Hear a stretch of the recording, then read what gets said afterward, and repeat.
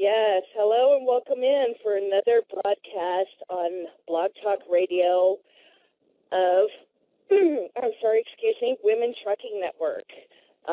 This is Shelley. I'm going to man the helm tonight for the first part of this, and Desiree Wood, and our founder and other tonight is going to be playing co-host. And we are going to be speaking with Mr. Buck Black of Trucker Therapy and a musician and driver, lady driver, Joey Marshall, this evening. We are so grateful for all of our listeners. This is a feature of Real Women in Trucking, and this is a twice-monthly broadcast that we do to reach out and let people know that real women truckers are running this show. We are taking over the internet for about tonight an hour and a half, and we are actual lady drivers. We try to provide a service and forum to create an opportunity for education, mentoring, sharing all that other stuff. And I am sorry, but Desiree, I did fall on my head this morning. I overslept in my nap, so I'm kind of dragging a little bit tonight, so I do apologize. So we also will be attending MATS, which is next week. And for those of you who don't know what MATS is, that is the Mid-America Truck Show taking place in Louisville, Kentucky from March 21st to 23rd. It is the largest truck show event, in my personal opinion, in this country. And over 3 days, there is just so much information and networking being done. It's overwhelming. You can no longer see this in 3 days. It's jam-packed full of seminars, vendor booths, companies, recruiters, new technology concepts, old concepts that's just got a twist on it, and of course everybody loves the candy pecans. And out in the Papa John's parking lot, where the majority of the tractor trailers of regular over-the-road drivers will be parked, they have their own activities. And I think this year they're calling it the Yellow Brick Road. It's kind of like, at a fairgrounds, how you have the main strip through the fairgrounds. They will have that set up with food, activities. There'll be a pet show, a silent auction, live music. The truck show themselves put on live concerts. I believe that is Friday and Saturday, or Thursday and Friday, so please check your schedules. You can get the information online by going to www.midamericantruckshow.com. And, of course, you are listening to us on www.blogtalkradio.com/Women Truckers Network. And you have several ways of reaching us online. You can go to the Real Women Truckers Facebook page, or, got a little cotton mouth going on here. And we have the blog set up. You can go reach the blog by, it's blog and website. You can reach that by www.realwomenintrucking.com. And that's REAL. I have big pronounced letters, capitalized letters, because we are real women out here. So, I guess we'll go ahead and talk to Mr. Buck Black. Yeah, he's on the line for us. I see Sandy joined us. I wanted to mention a couple other things that I just got. I got an announcement, new job posting from U.S. Foods, who is our sponsor of our Women Truckers Network, they sent me a transparency in recruiting post to put up for Boston, Massachusetts. They would like to have some women apply, but they are hiring driver positions, and they're welcoming women, you know, any gender welcome to apply, but they really want women to know we would love to have more women apply. They get medical, dental, vision, pension, disability after 30 days on the job, so that's very nice to have insurance that soon out of the gate, right? Mm-hmm. And we're going to be posting about this job of what it requires to work for them. They do get paid hourly, and they have a direct contact in this post that I'll be putting up. Of course, there is a little bit of labor required of this job, and it will be in the post too. You must have your CDL, obviously, with a minimum of 1 year commercial driving experience. And if you have experience delivering food, that's great. The applicant must be able to use all the equipment, including the GPS, SATA, pod tools to perform the job, and, of course, speak English and understand how to read and write and communicate, because you will be dealing with a lot of their vendors. So this is a good job, and I'm going to put it up there. It does require lifting and standing, but nothing over occasionally 50 pounds is the heaviest, never over 80. So, but you get some exercise with this job, and it has the direct contact, Nancy, at U.S. Foods Recruiting, so I'll be putting that up later. Sandy, I see that you're on the line. Hello, can you hear me? Yes. Okay, good evening. Welcome, folks. I apologize. You're probably going to hear background noise.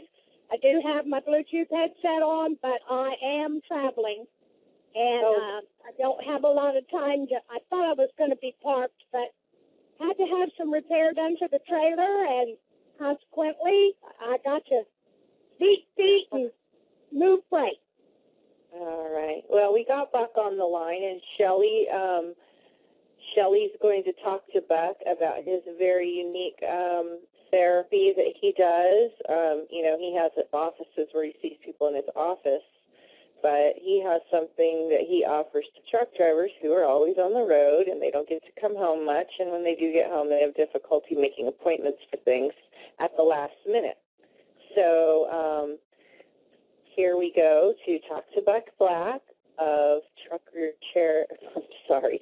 Therapy. Buck, how are you doing? I'm doing really well. How are you? I'm doing great. Shelley? Buck? Shelley made contact with Buck. She was like, I think Buck would be a great guest, and I agree.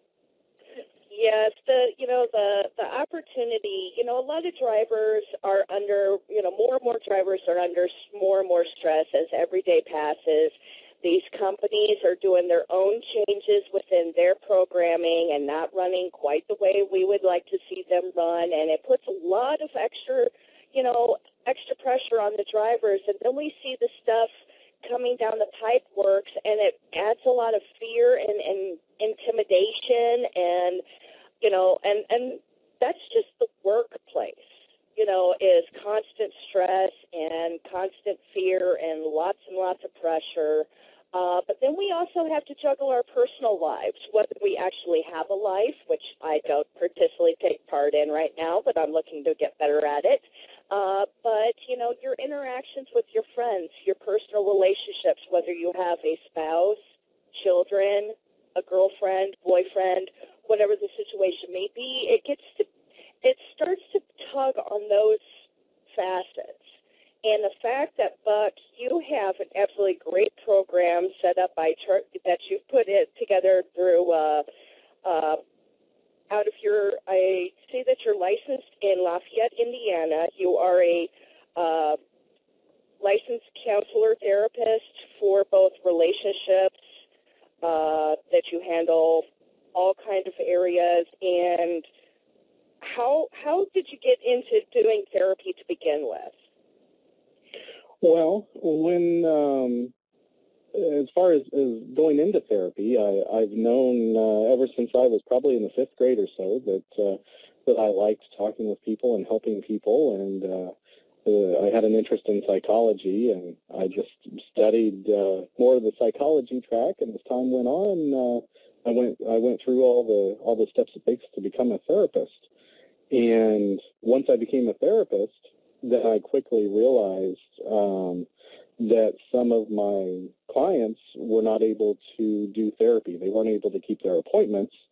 And, of course, that would be the truckers. I just had a lot of truckers by chance. And so I was trying to come up with, okay, well, how can we help these people that either have to take a long time off the road with no pay and possibly even lose their job in order to get help, or the majority of them, go to work and they're not able to get any help. So that's where trucker therapy came from, and basically I'm able to come to the truckers and help. Right, and that's one of the things I like. You bring it down to the terms that we can handle being out here on the road. We all know the unpredictability of our jobs. It's very hard to schedule where you're going to be on what day and be there actually by that time. It's, a zillion things can happen to interrupt that. And the fact that you offer your sessions either through phone or through Skype or through internet, the internet conferencing, those are great tools. And by utilizing technology nowadays, not only has it revolutionized the industry and made it more convenient and easier for the truckers to do their jobs, but also for us to stay in touch with our family and friends.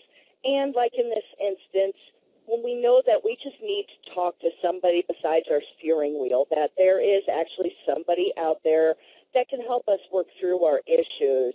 And also, when it pertains to families, take steps to do that.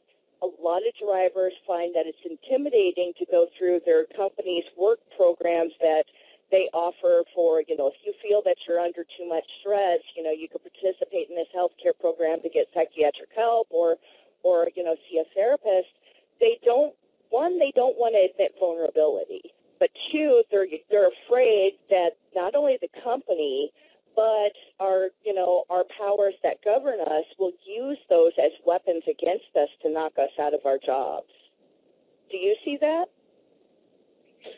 Oh, absolutely. And, it's the truckers need a lot more support, and, they definitely need to be able to have a forum where they can talk and, be able to talk freely about what's going on. And, for example, this radio show is such an excellent outlet.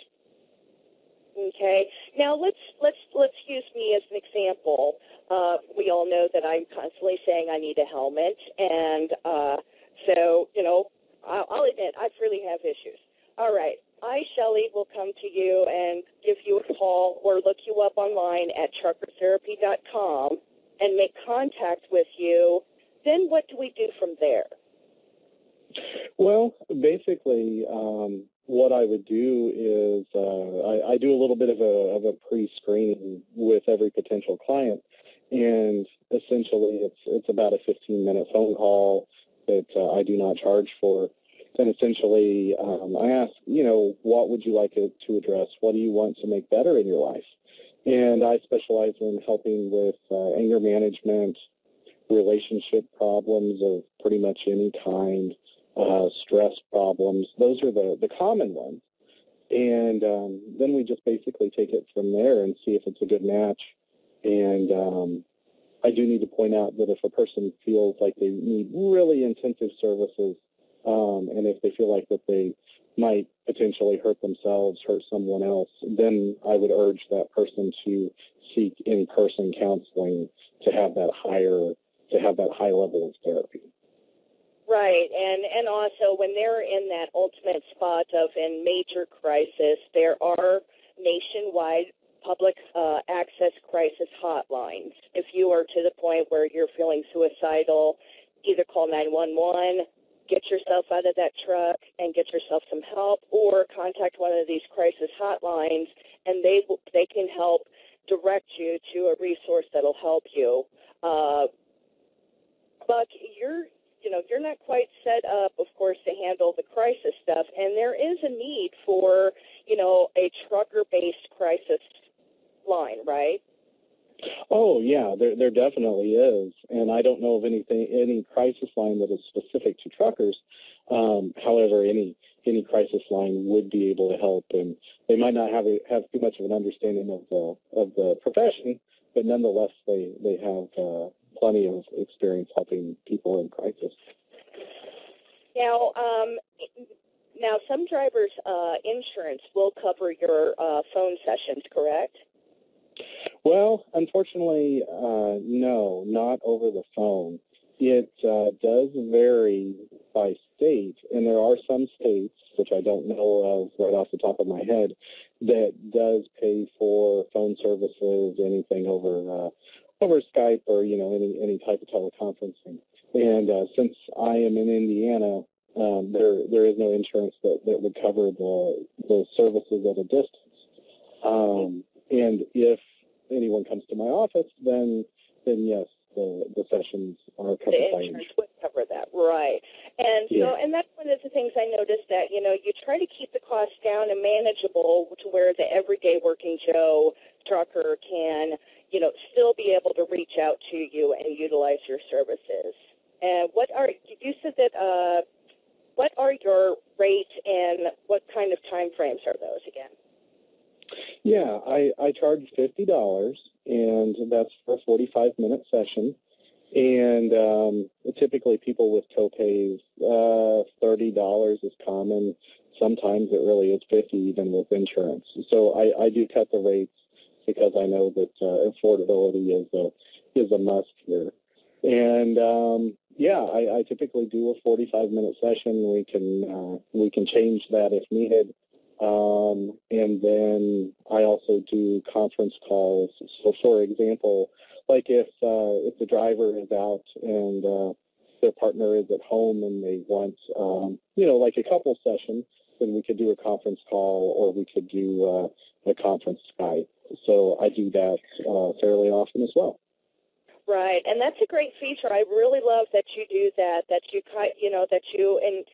promote getting that partner involved, in as far as relationship therapy at a different, using technology, because we as drivers know and see that our relationships are very tough to maintain out here on the road.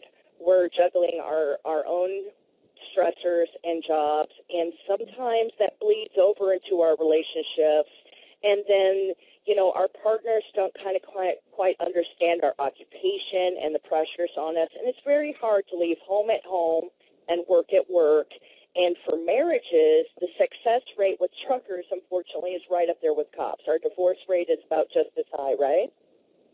Right, absolutely. And I would say the vast majority of the clients that I help, they're having some type of a relationship problem, whether it's they're away from home too long, difficulty with parenting, being on the same page because the driver is out for so long, or even with couples who are teens and they're essentially driving each other batty because they can't get away from each other. They're cooped up all the time. So it's very interesting that I see all these different types of relationship problems that trucking causes.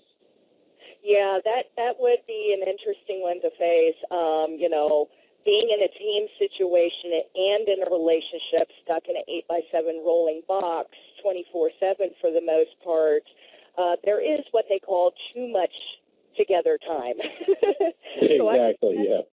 You need to have your separateness, and it takes a lot of work. I really respect team relationship operations. I personally am not, set up for running team, and I see a lot of people that are able to succeed, and I ask them, what is your key to success? And they say, whenever they're down, they go heck away from each other for a while. And then on the other end of that spectrum, we have people that anytime they can grab, an extra couple hours, they are together. So it's a really mixed bag. And then when you bring family into it, as far as children, whether it is your own children or stepchildren, because we do live in a society that we have a lot of divorces and, a lot of mixed families, when a driver comes in off of the road and we're dealing with parental issues, most commonly, and I was probably, a bad contributor of this, is I just wanted peace and quiet so that I can relax when I came off of the road. So that conflicted with what was trying to be set up and, boundaries set up by the other parent. Is that kind of what you're seeing with the parenting problems? Yeah, that's really common. And, if I think about several cases that I've had, as far as it's always been a male driver, and what has happened is when he comes home, he's trying to be the man of the house, when the woman has been the woman of the house all along while he's gone, and they're not on the same page parenting, and he's shaking everything up and wanting to run things his way, and it's almost turned into that he's the visitor, and the kids aren't going to mind him, and it's going to cause chaos. So I've definitely done plenty of couples work to help them to stay on the same page while they're while he's out on the road. So I haven't had anything with women like that. I'm sure that probably exists as well. I think, what happens with women drivers is we, even though we're out here on the road, we're still wearing all the hats that mom at home wears. So when we, not only are we the breadwinners and we're working hard with the guys out here doing the job, but when we come home, we then slip into mommy mode. Everything, we're back to maintaining the house, getting the laundry done, reprimanding the kids because their grades aren't up, and playing shuttle driver and making sure the bills get paid. So sometimes there's a bit of pressure, for women drivers when they do take the time off of the road and they are in a relationship. Yeah. Buck, have you have females that call you, women drivers that call you? Do you have any sort of feeling about how many of them still have kids in the house, or most of them have, the kids grown up and gone? Well, with the majority of the female drivers that call me, and actually I do get a disproportionate number of female clients, given that, whatever the figure is out there, less than 10% possibly of the truckers are female. They're definitely well over 10% of my clients. And I think probably the reason being that I talk to so many women is because they're more likely to, to reach out and get help and to talk about what's going on instead of the typical macho man that thinks he has it completely covered.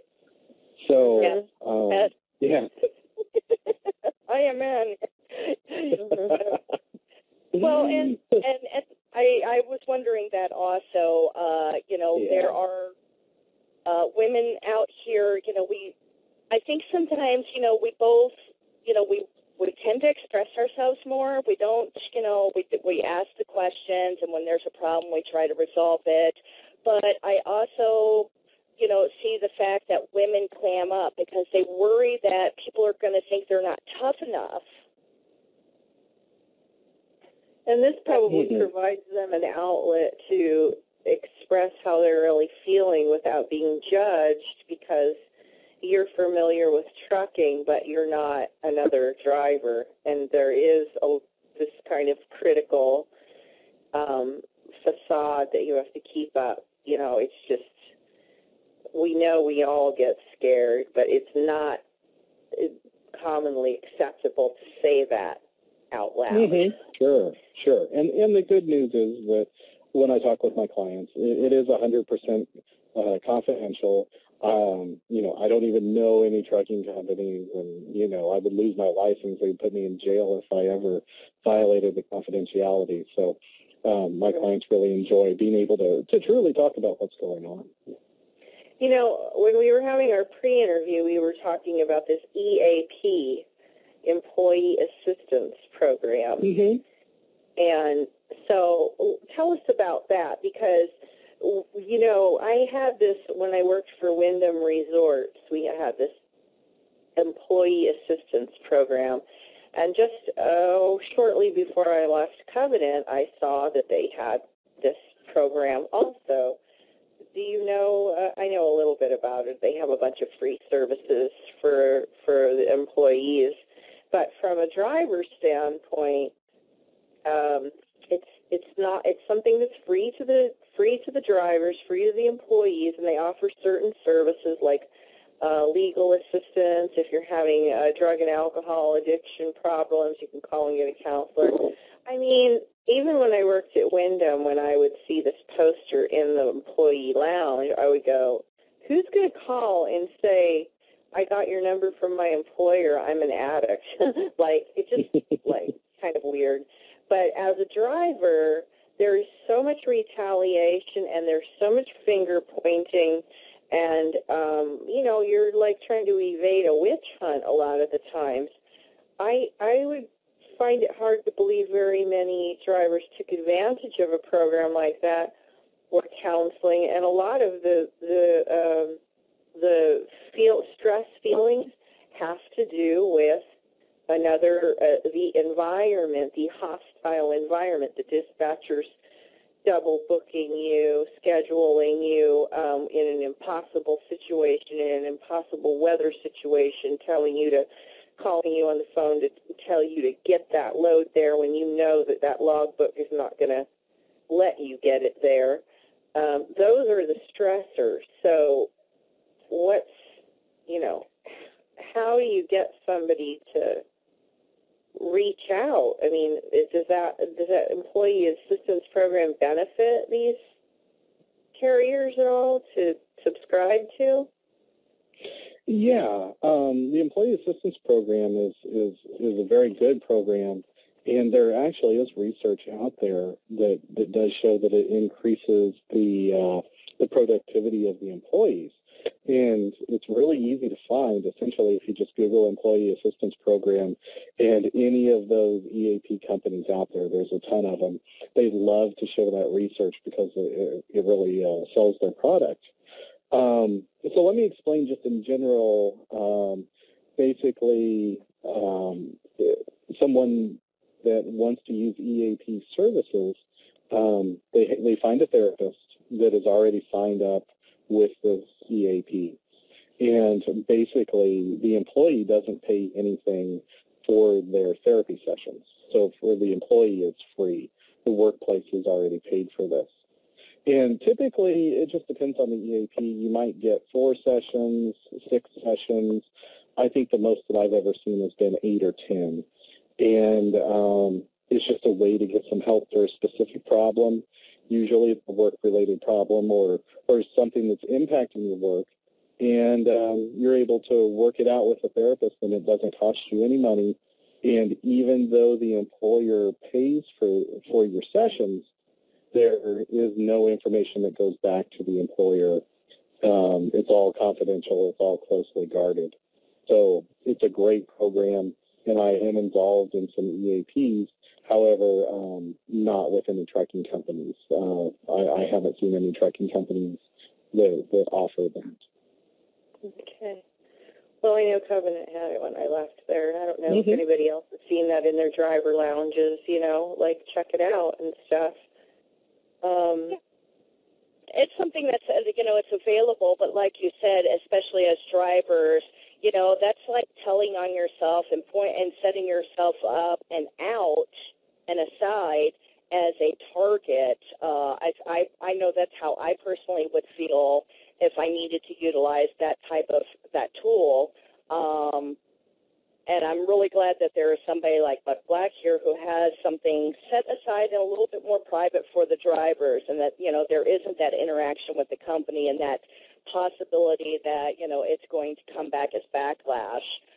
We already know that with companies, even if you have a regular doctor's appointment, it is hard as heck to get to your doctor's appointment. A lot of drivers, I just spoke to one that she had to reschedule her doctor's appointment 4 times because the company would not get her where she needed to be at the right time.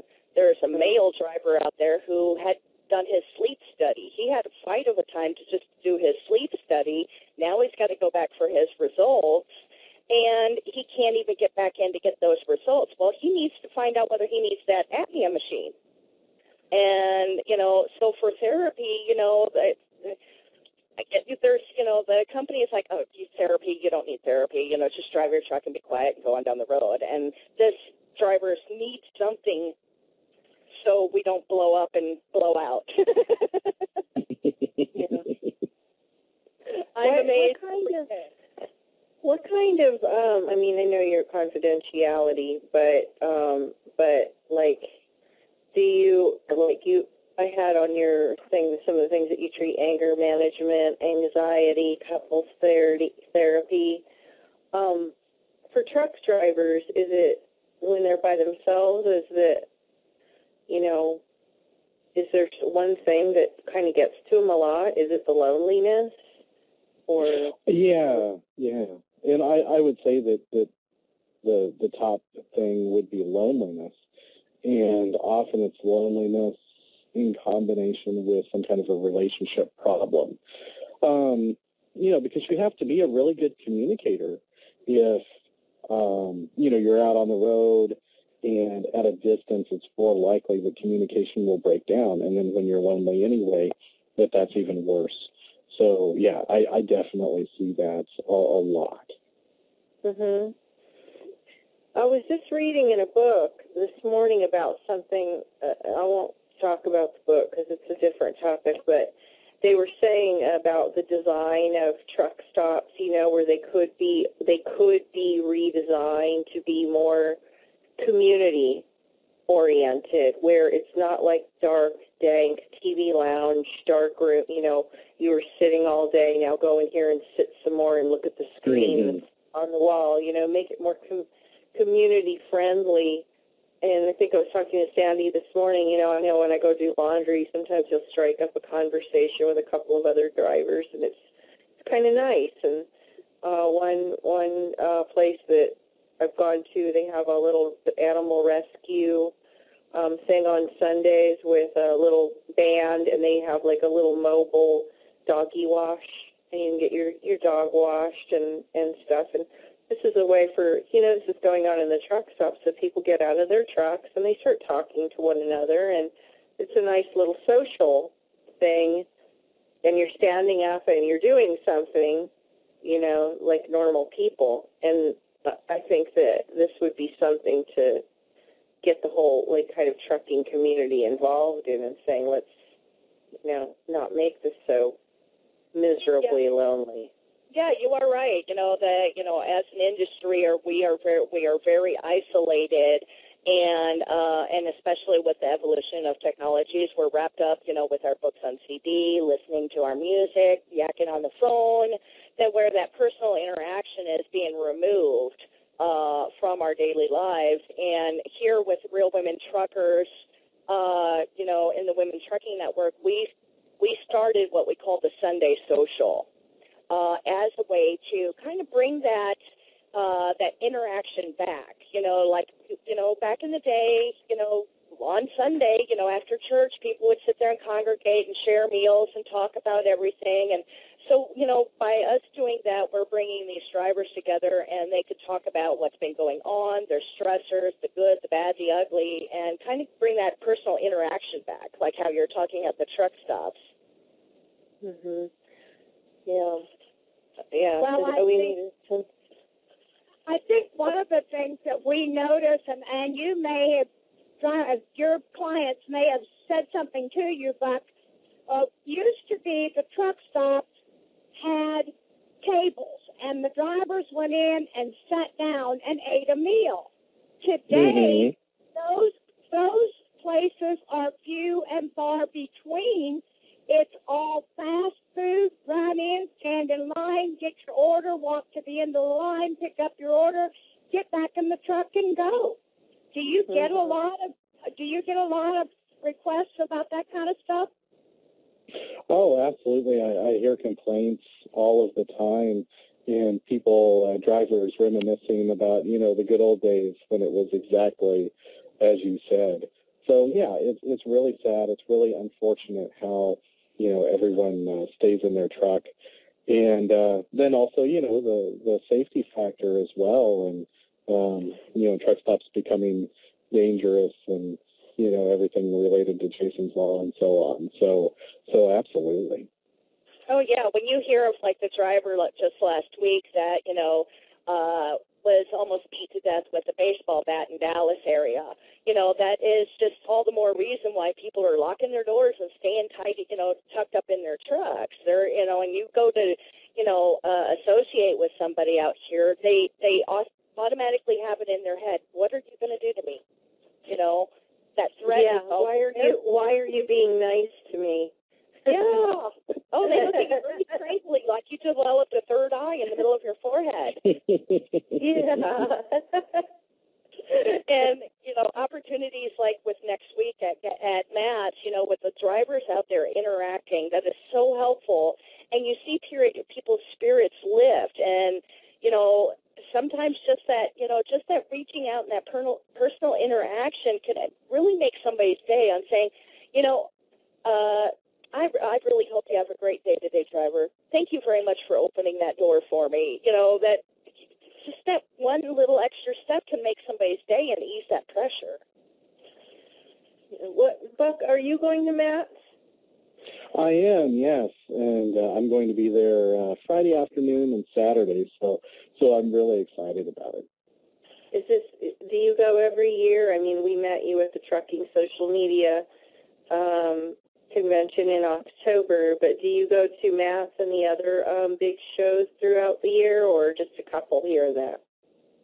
Well, I've only started going to the truck shows recently, starting last year. So the Trucking social media event in Kansas City was my first big one, and it was really exciting, and it was great, to meet all the drivers, and of course you, Desiree, and it was cool just to see everybody in person. So I definitely plan to go next year as well. Matt's, I hear, is really good, and I plan to continue. And Expedite Expo, I've been there before down by Cincinnati, and that's another one that's close since I'm in Lafayette, Indiana. So I definitely plan to go to those three every year, and I'm always open to any new functions. Mm-hmm. Well, we're definitely looking forward to seeing you next week again. But make sure you swing by out in the Papa John's lot and, say hello. We haven't seen you for about 6 months, so we want to say hey. Yeah, it's a guarantee that I'll be there. Yeah. And you're going to be bringing all of the drivers kind of hang out, so in case, because it's overwhelming there, so that's kind of a good way for you to network with the actual drivers is in that Papa John's lot. And you can always spot Buck because of his distinctive bow tie. Yes, right? He's wearing that bow tie, Buck. I will have it on, yes. Okay. And you're going to be bringing your wife with you, correct? I will, yes. So she'll be with me throughout the show, and she's really looking forward to it as well. Now, dealing with the trucker therapy, what is her insight? Would you happen to know what her insight is on, the needs of the drivers? So as far as my wife's insight, you're saying? Yeah. Since you're interacting with the drivers and you're, Mm-hmm. you're seeing these issues that are not being addressed out here, what is her insight on our industry? Well, and I think that definitely she's really as far as the women's needs, she's very in tune with that, of course. And I don't know, are you guys familiar with the organization called Girls Incorporated? Yes, yes. I was the mentors there. Oh, nice. Well, she's an active member in Girls Incorporated, so she definitely brings that mindset to the table. And I think the biggest thing that she is surprised about would be, well, really two things. Just as far as the loneliness with the difficulty with relationships. I mean, she definitely recognizes that's a concern, and she always talks about how she knows that she wouldn't have the strength to do that and how hard that would be. And then the other piece that she talks about is she cannot believe how much bravery it would take to drive an 18-wheeler. And she just talks about how intimidating that must be, especially to do that in a male-dominated field. And she definitely respects all of the women truckers out there. Yeah, and I think almost every woman driver that I talk to out there, when we interact with women that are just aghast that we do this, they're amazed and astonished and proud of us for some reason. They think that they themselves, that there's some innate that they cannot do this. And I know for me, I'm forever telling a woman that, you know what, if you got the right mindset to it, you girls, you ladies can do this too. And they're like, oh, no, I couldn't handle that big old thing. And I'm like, yeah, you could, believe it or not. It just takes a little practice and, and just learning the techniques. And they're like, but dealing with the other male drivers, they're so rude. And, well, sometimes, you either turn off the CB, become a smart mouth back, or, just ignore them, or sometimes just turn around and say, I hope you have a better day tomorrow, driver. Shut them up faster than being nice to them. I have a question. Where are you going? Are you going to be in any specific place at the truck show? Or are you just going to be attending and wandering around? I'm going to be wandering around, especially since it's the first time. I just want to take in as much as I can. And I've been invited to the Papa John's parking lot by a handful of truckers at this point, so I'll definitely be there quite a bit as well. Okay. Be sure and bring some warm clothes. You know how much is Indiana. Being a native Hoosier, I'm sure you know, and you're from further north in Indiana than myself. But yeah, I'm sure that we will try to introduce you to as many people as we can in the parking lot, because I think it's a wonderful service that you offer. What kind of hours do you work? I work, I'm pretty flexible. So my general hours are from noon until 9 p.m., and that's what I hold in the office. And, when I work with the truckers, obviously that's over phone and Skype, and that's even more flexible. So really about 10 a.m. to 10 p.m. In general, that's what works. Okay. And then in order to become a client of yours, we would need to call and do that interview, and then the two of us can decide if you have some solutions to our issues, or you can help us find the solutions. Yes, absolutely. And, if you go to my website, truckertherapy.com, there's a form that you can fill out, and that lets me get a good idea of what you're wanting to address before we even talk on the phone. Or if you just want to give me an old-fashioned phone call, then that is just fine, too.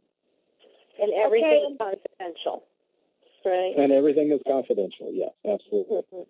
Okay, and then from that interview, you're able to establish approximately how many sessions we would need to conduct to reach that end result?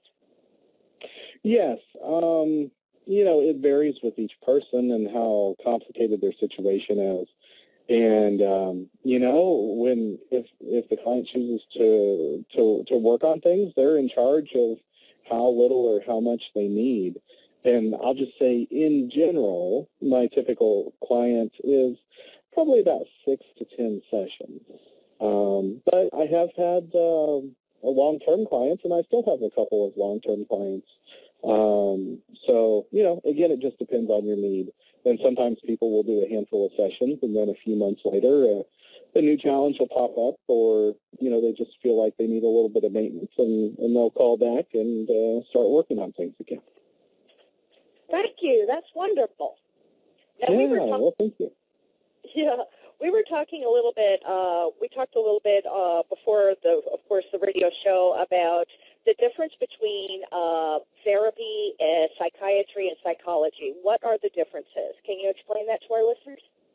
Sure, absolutely. Those are some terms that are thrown around, and the general public doesn't really have a good understanding of it, so I'm always glad to help out with that.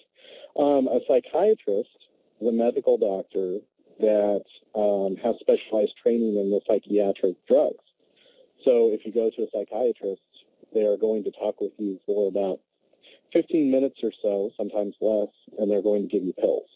The very first session that a psychiatrist does, they might talk to you for an hour, but the subsequent visits are quite short. You're focused on symptoms and medication.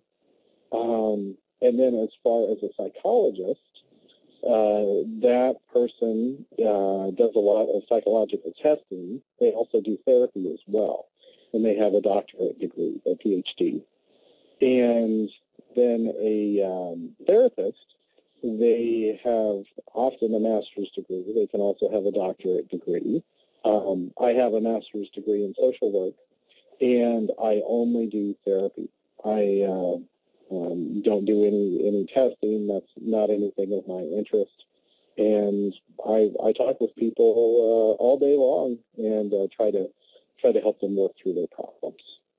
Right, and in the trucking industry, we know that we're limited. The drivers know that they're limited, that they can't be out here on the road while on certain medications because those are restricted drugs out here. So, if they are able to not, be on those type of medications, that therapy is a very good option. And you just recently got another feather in your cap, didn't you? I did, yes. I am now a certified sex therapist. So I talk with people about sex and relationship issues. Mm-hmm. And for truckers, that's lack of it. Exactly, yeah. Oh, goodness. I wanted to ask you something related to before I made my little joke there, but with regards to the antidepressants, I get this question a lot. Are there any that it's fine for you to take while you're operating the commercial motor vehicle, or is there any that you're not allowed to take? Are you familiar with that at all? Because I actually get a lot of women that write me emails that want to know if they can continue on whatever antidepressant they're on. Yeah, and I'm not trying to be difficult, but yeah, that legally is a question that the psychiatrists have to answer, unfortunately. Okay, but according to, do we know if the FMCSA has a rule on like a no way can you be on this list with regards to psychiatric drugs? Well, I do know that in the past, the FMCSA regulations, you actually could not obtain a CDL at one point if you had any mental illnesses. Any at all. So any at all, but they've been creating waivers over the years for different allowances for medications, and whether it's certain level of anxiety disorders, certain levels of depression. They really need to contact the FMCSA Department of Regulations and say, okay, I'm on this drug. Is that allowable out here? And also speak with their own doctors, I suspect. I would think that because there's been such an increase of these pharmaceuticals now. It's an entire industry of its own now to have all these different products that were not available 20 years ago, 15 years ago. And as we know, the regulations do not stay up with the times. I mean, the United Deaf truckers just got to be able to drive recently, like they're a little bit behind on the scheduling of addressing some of this stuff. So I would be very curious to see if they've looked at this now that they have all of these drugs out there that a lot of people are on them. I mean, not a lot of people will come out publicly and say that they are, but I'm getting a lot more questions about this topic. And I would think that there's some you do not want to be operating machinery with, and that there's some that are sort of mild, just, stabilizers. I have another question. Can I point out something real quick? A lot of these, can you hear me? Yeah. Hello? Yes. I think Buck had a comment on that. Did you have a comment on that? Yes, just real quick. I wanted to point out that if people do therapy first, in the majority of cases, changing behaviors, changing thoughts, changing patterns in your life, a lot of times those medications are not needed, or it's less of those medications. That's not the case for everybody, but I just wanted to point out that, if you do change your thoughts and your behaviors, sometimes and fairly often you can avoid prescription medication. But there are some people that do need the meds. So I just wanted to point that out. Well, I'm glad that you did, because I used to be on antidepressants before I was in trucking, and I'm not on anything anymore. And at the time that I got off of them, they were trying to increase the dosage because what I was on wasn't helping. And what I found was that I needed hope to have another life. And when I started having hope, that I didn't need the pills anymore. So, okay, I'm sorry, Sandy, to cut you off. Go on. That's okay. That was exactly what I was going to ask. Did he find that people that maybe even are on medications find that if they do therapy, they don't need the medications? Yeah, it's a percentage of them, yes. And I just have to be careful with the statement that, there are plenty of people that need to stay on their medications, and their medications help them live a very happy and functional life. So I would never want anyone just simply to stop their medications, and they need to consult their doctor if that's something that they're wanting to do. Because it can be dangerous for you to just go off your medication. Of course, and there can be side effects, withdrawals, and what have you. There has been cases that I saw when I worked at Covenant and I've seen them with other training carriers too, where the student decided to wean themselves off the medication while in training, and then they went off while they were in training because they should have been monitored by a doctor when they were doing such a thing. Yes. And it can be very dangerous to take it upon yourself to do that. Yeah, and the most recent case of that was a company. Their driver was up north in the Minneapolis area. His dispatcher and the company is currently being pursued by lawyers, and I don't know what kind of fight they're going to have. But the reports that I got is the driver missed several appointments with his psychiatrist and was missed his times on getting his blood levels drawn, and his levels were way out of whack. And the guy was, kind of losing it and saying, "Hey, I need to go to the doctor. I need to go to the doctor." They would not get him to where he needed to be, and unfortunately, because he was, either out of drugs or his levels were off, he ended up hanging himself in his truck. And that we do not want drivers to get to that point. Seek help in whatever way you deem necessary. If you've got to get off the road to get it, then do it. Don't, these trucks are not worth your lives or your sanity. And it's just so important nowadays to keep hold of whatever sanity you've got left. Yeah, don't I know it. so, all right. Well, Buck, you were going to join us for an hour because you had a previous engagement. Your dance card was booked this evening, so we're getting down to the last 4 minutes. Did you have, like, some announcements that you wanted to make? I put out your truckertherapy.com link in the chat room, and you have a new Facebook page, right? The Facebook page that you saw is actually a Facebook page for the office, which is a group practice. So that's really more for the local folks, though I know I did ask you to like it. Trucker Therapy has its own Facebook page as well if you just search for that. Okay. And right now. All right, and so we can find you on Facebook, we can find you on Twitter, and we can go to your website and Trucker Therapy. And he's also on LinkedIn also. Yes. Yes, you are on LinkedIn. And the Twitter handle is @Trucker Therapy. Okay, because you also have @BuckBlack. Yes. And that is more for the in-person therapy. But nonetheless, I cover non-trucking mental health-related things on the Twitter @BuckBlack. Okay. All right.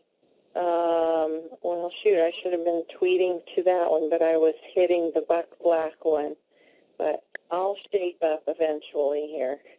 You can always retweet it over on the Trucker Therapy one. And this replay will be available, too, for people that want to listen to this another time and get some more information, because we did do an earlier show today than we generally do.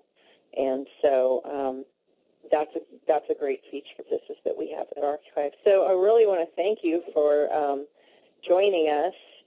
And I will not be at MAPS, but Sandy and Shelley and Allison will be, and hopefully they will cross paths with you. Well, absolutely, and thank you so much for having me on the show. And yes, I do look forward to connecting with as many people at MAPS as possible, and I want to do anything that I can to help the trucking community. So, again, thank you very much. Okay, real quick, Buck, this is Shelley. Yes. If you could, why don't you, since you're going to be coming out Friday, if you have any extra cards or pamphlets, please bring them out to the Papa John's parking lot, and I will put those out for the drivers. All right. Well, thank you very much. Yes, I do have those, and I'll bring them. Okay, cool beans. Well, thank you again for participating. I really hope I really appreciate it. Okay, thank you so much. Thank you. Have a good night. Thanks, Sandy. Have a good night. Thank you. You guys too. Bye. Okay, bye-bye. Well, that was great. I think that we all learned something, and Buck had another engagement this evening. So, ladies, we have a lady trucker who, she's now in sort of operations, and she's also a songwriter, singer, and she sent me a song called Steel Rose about a lady trucker, and I'm going to play that. Whose feedback was that? Mine. I'm sorry. I had to set the brakes. I got to go in and check in, girls. So I'm going to mute myself, okay? Or mute me. All right. That's what happens when you have truckers doing a radio. You're bound to get the GPS telling you where to go, and somebody banging on the door saying, "Your load's ready." But it was a great intro for Miss Joey. You know, it was a great intro with a great song. And you roll down the window and you say, "I'm on a radio show, okay? I'll come in and sign my bills in a minute. Can you see that I'm running a radio show?" Didn't I do that about a month ago? All right, well, I'm going to play Steel Rose, and Joy is on hold. I can see her in the studio panel, and this is her song right now.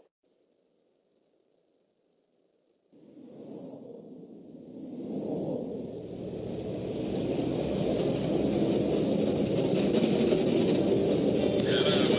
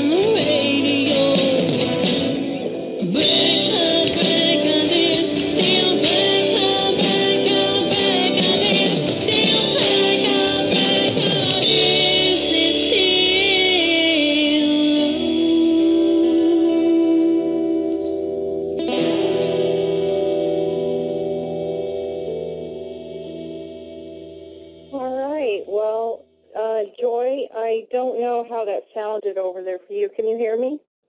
I can hear you perfectly. Okay, I'm using a headset, and I don't know how the sound was for the song, but that was Steel Rose. I've heard it on my computer, and it sounds really good, but I'm not sure how it went off for everyone else there. So it's a great song. It's also posted on your website. Can you give us your website where the MP3 is if others want to listen to that? Yeah, that's we've got that and a couple other snippets from some other cuts that we've got is www.elmsongs.com. Elm like the elm tree, ELM songs, SONGS.com. Yes. Yep. So, all right. So, okay, somebody already put it in the chat room. Excellent. So tell us about yourself. You started driving solo and pretty young. Yeah. I started out as a single mother, and being a single mom, I was looking for something that was going to be a little bit more financially beneficial for me and him, so we could go on and buy a house and all that stuff. And trucking just seemed to be, there was always trucking jobs. It was just job security. And so I went out on the road, and my parents took care of my son, and I went out to trucking school and went out on the road for about 6 months by myself, and just started out that way. I was about 24 when I started doing that, and it's a hard life to be out there as a single parent and trying to be balanced, what's going on at home with things that are going on the road and your job, and it's very stressful, and the emotional is probably the worst part about all of that, which is kind of where a lot of the songwriting came from, and a lot of the thoughts that you put on the paper that you can't really express in any other way to get through those times. But so it was really, really good experience just to be out on the road, and but I started teaming after that, which was for me a lot better. It kind of broke up the monotony of being by yourself with your thoughts all day. 24 is really young to start truck driving. How old was your child when you went off to do this? He was about 6 years old, and and it was hard because he had just. I actually remember talking to him about that, and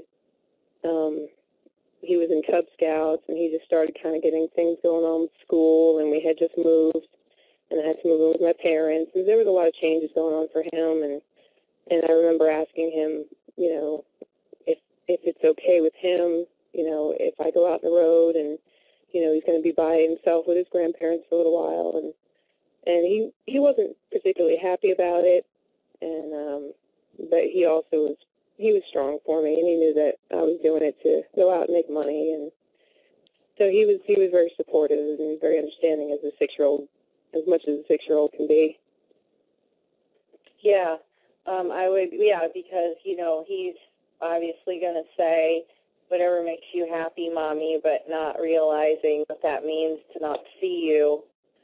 Yeah. Well, he was being a young mother, and I had him when I was about 17, and just when you're that young and you're by yourself, you're always working. You're always trying to make ends meet. You're always working 2 or 3 jobs or working jobs with long hours. So it was kind of a typical thing that I was always working. I never had that regular schedule to be with him on the weekends. And so he's always been used to that, but being away and going to trucking school, which at the time was about 3 weeks, and then we had to go in for training for another 6 weeks after that on road, and that was really hard for him. Just getting through that. He kind of adjusted into it after a while, and knew that I'd come home, and I'd come home for a week or so. But when I went out on the road, I'd stay out there 2 months, and that was just the way to make money at the time. Yeah. Every time, as you know, every time you come off the road and you're if you stay home, it pushes that paycheck back a week or so, and you got to get back there, and then you have to start building up the miles again, and, so it was just easier to stay out. Yeah, a lot of people don't say. I had a student that contacted me a few days ago, and he said, oh, this carrier said they're going to be able to get me home every 2 weeks. I'm like, but you won't be able to afford to go home.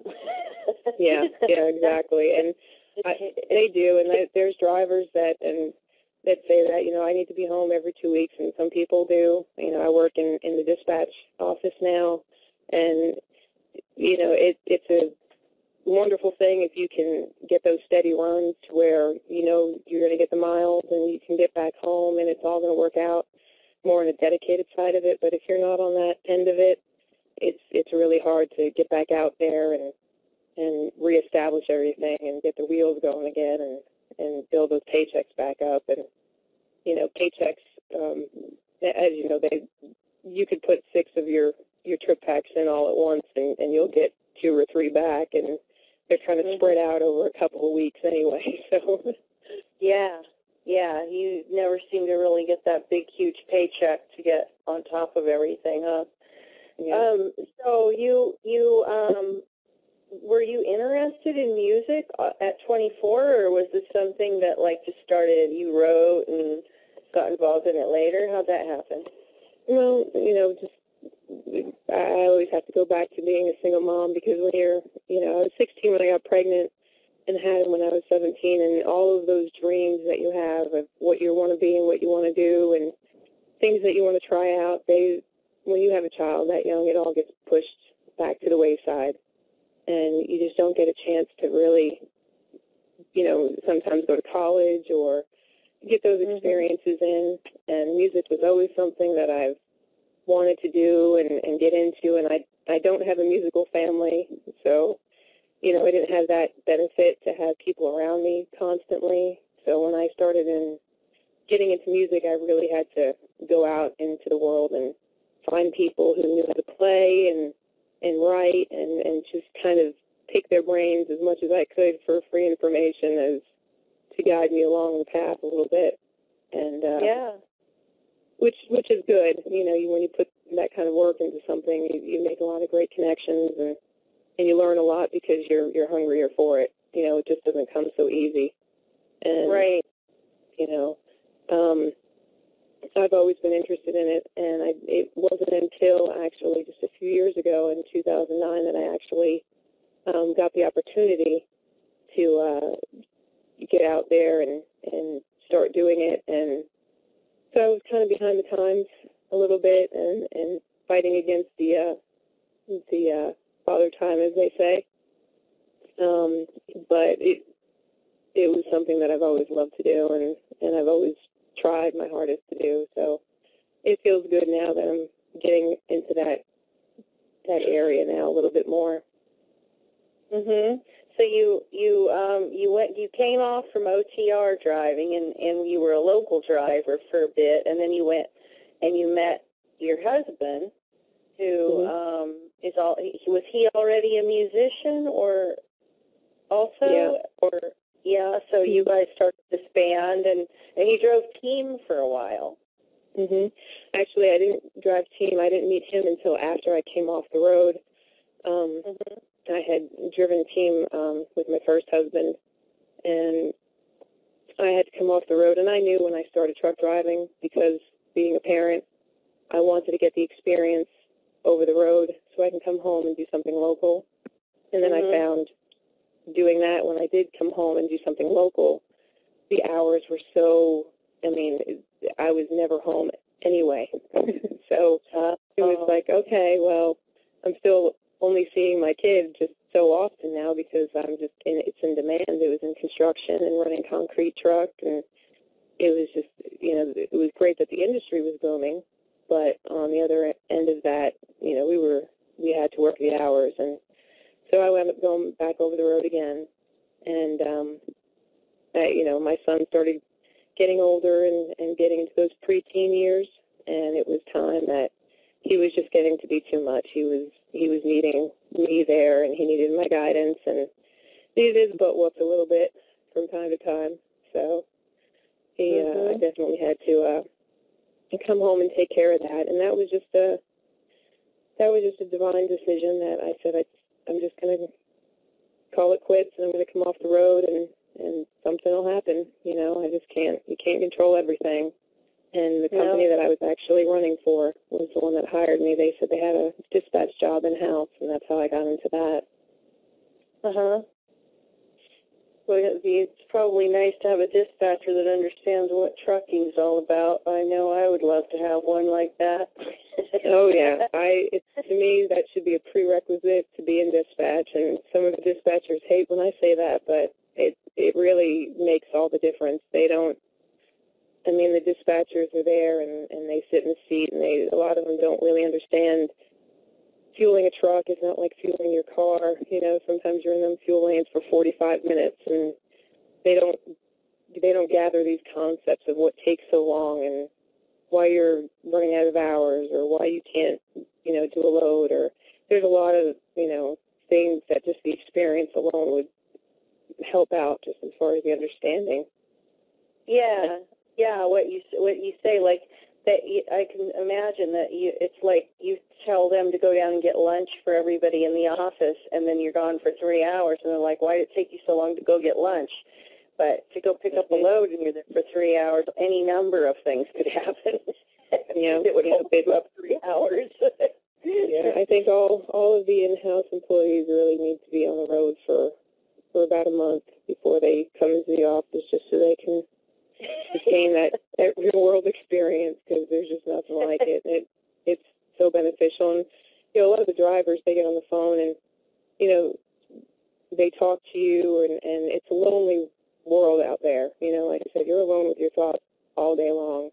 And they talk to you, and sometimes they just call up and they just want to vent because they're so frustrated and things have happened and trucks breaking down, and and you have to let somebody do that. And the more that you can identify with that person on that level, the easier your relationship will be. And, there's a lot of drivers that I've had in just doing dispatch things that, it's just a thing of just asking somebody as a person, can you go pick up this load? And just the way that you talk to somebody and communicate with them really does make all the difference. And that's really all a dispatcher and a driver have between them, is that communication. And it is so important that the two get along and have an understanding between each other, because I've had those dispatchers when I was out there that, they just don't care. You're just like a number out there. And there's nothing worse than feeling like you're just a number, Yeah. Yeah. And ultimately, it's worse. And as you know, ultimately it is the drivers that are out there that are turning the wheels, and they're making the money for the company. And if it wasn't for them, there would be no other jobs to be had in the industry like that. So there's an appreciation, I think, that over time has gotten really lost between, office personnel and the drivers themselves. It's not a good balance anymore. And the more corporate the world seems to get, the worse that seems to become, and the less understanding that they have. Yeah, for sure. So you have this outlet for yourself is music now. So you still have a job in the industry as a dispatcher, and then the band, it's called Signature. Is that right, or is that the name of the... That's the name of the band, yeah. That's the name of the band. I was going to say that's the name of the record, but then I stopped myself. So on the cover there, I like that picture of that lonely road with a little bridge in it. That's a great photograph. And so are you playing your band's playing at local events, or do you guys do any kind of, it said that you have created your own indie label. Tell us about that. Yeah. We actually had, my job had transferred us up into the Kentucky area. So we started working on the album pretty diligently. At the same time, we had a baby. So we tried to get a lot of things done in a very small amount of time, and we did it, and we started the indie label. It just seemed the best way to go. I want to be there for other artists in the future and be able to give them the opportunities that, I wish that I had when I started out, and to be around people that are not just in it for the money, and they care about the music itself. They care about the quality of the music that gets out there. They care about the songs that they write and the words that they use. It's really important that you get around people that are, artistically inclined. It's not just a money-making thing.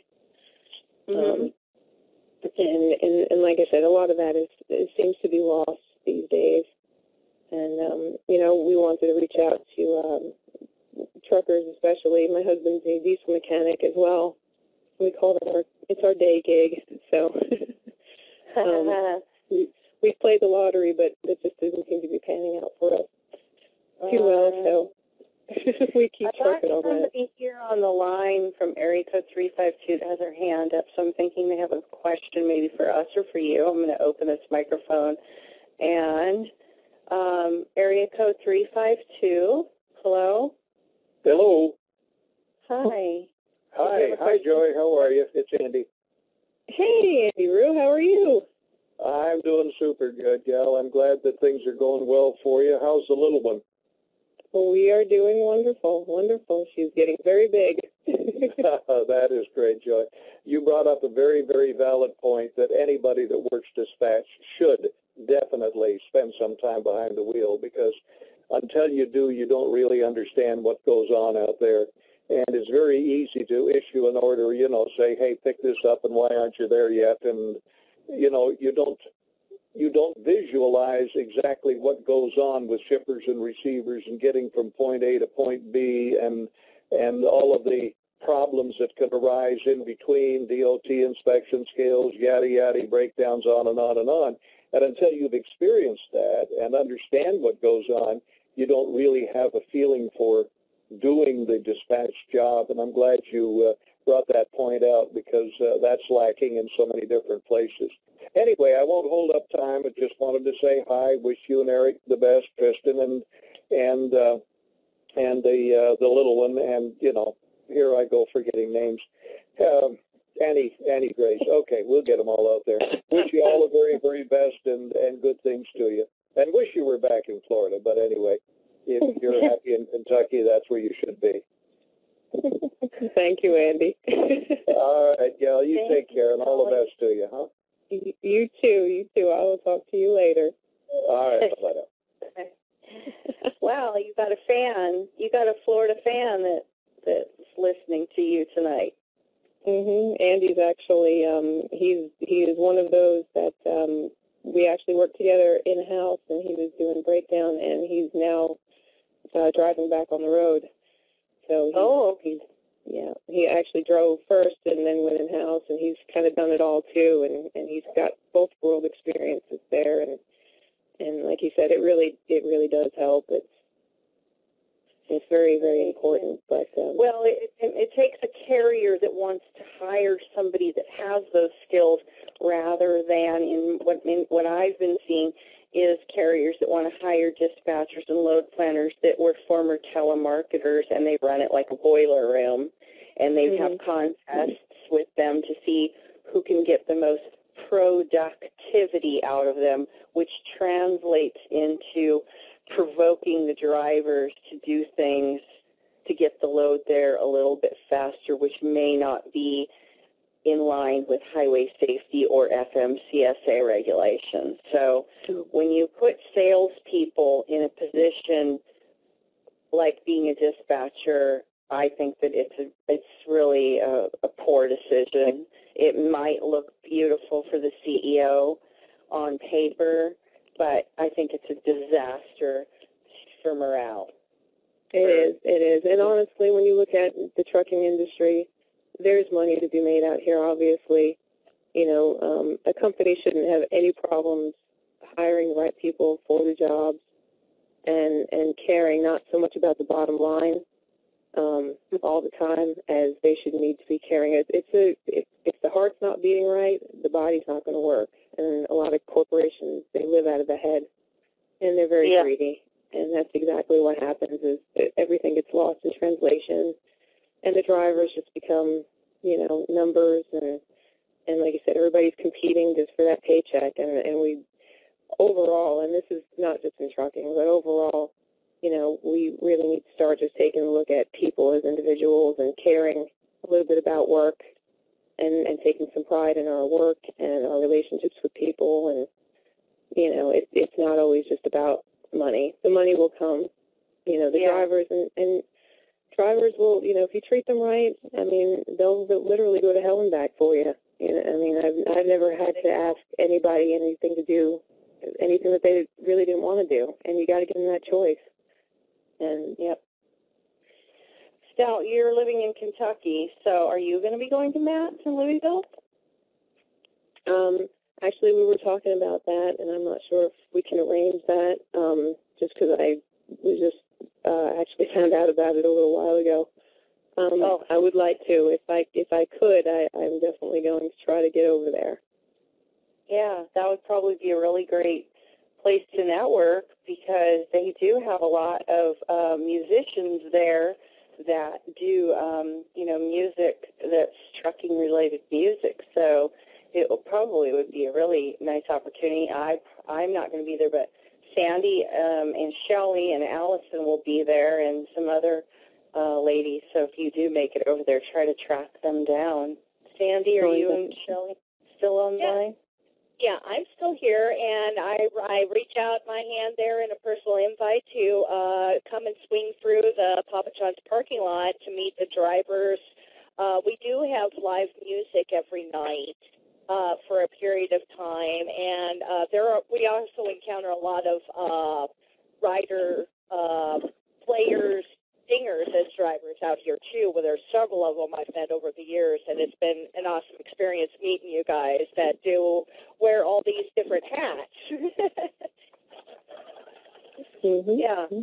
Yeah. I mean, because I guess I do have my hobby, and what you were saying, I was a teenage mother too, and my desire was that I wanted to go to school, and so I had my daughter when I was 15, and I am 48 now, and I have 3 more credits till I finally get my degree. That's how long it's taken me to finish high school and go to college.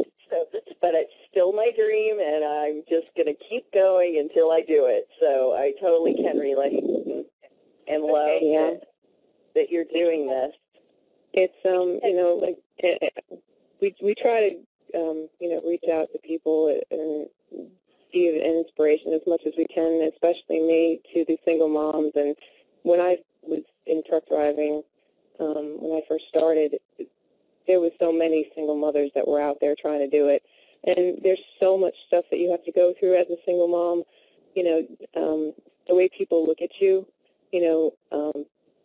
people have looked at me and said things of, you're just out here just kind of pawing off your kid. The world is a very hard place when it comes to that, and they just don't see it, that you're just out there trying to make a living just like a man would. And it almost kind of shocks me that how we live in this modern day age, and there's still such old world thinking out there like that. But, you got to do what you got to do, and there's nothing wrong with doing that. It's a very noble thing, and there's nothing wrong with driving a truck, and there's nothing wrong with driving a truck, being a woman especially. And I think it's awesome. And the way was kind of paved for me when I got into it. Women had already been out there and started, dealing with all of the slams and all the discrimination that came against them, and it's really good that they've persevered as a group over the years and started making a real push in the trucking industry. And it's nothing now to see women in a truck stop and women driving trucks, and it's just, it's very inspiring in that sense. But as you said, if you just, no matter what, I mean, I wanted to buy a house and do all this stuff for my son 10 years ago, and it just didn't work out that way. And but now things are starting to move a little bit, in their own time, I guess. Yeah, so that's usually how they go. Well, we have about 1.5 minutes left until we're done, and I really want to thank you for joining us. And I mean, I really appreciate it. I love the song. Listeners, if you want to go listen to Steel Rose, it is on the website elmsongs.com. Elm like an elm tree, ELMSONGS.com. And you have several other song recordings there, and that's how you will find out more about Joy and her husband. His name's Eric, right? Mm-hmm. Eric Marshall. Yeah. So thank you so much. 55 seconds, ladies. Do you have anything to say? I just want to say thanks, Joy. I'm dropping a trailer and I'm by a railroad track. I look forward to meeting you at Matt's. This is Sandy, and Shelley and I will hopefully see you at Matt's. Have a great evening, and thanks again for coming. You too. Thank you very much for having me. I appreciate it.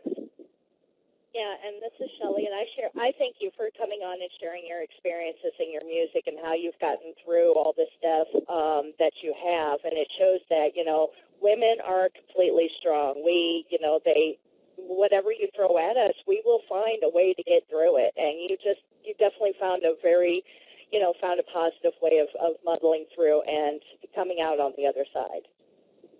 Yep. Thank you very much. I appreciate that. All right. Well, thanks, ladies, and we're done, and everyone have a great evening. Good night. Good night. God bless. Thank you. All right. And we'll do the post-show roundup if people want to.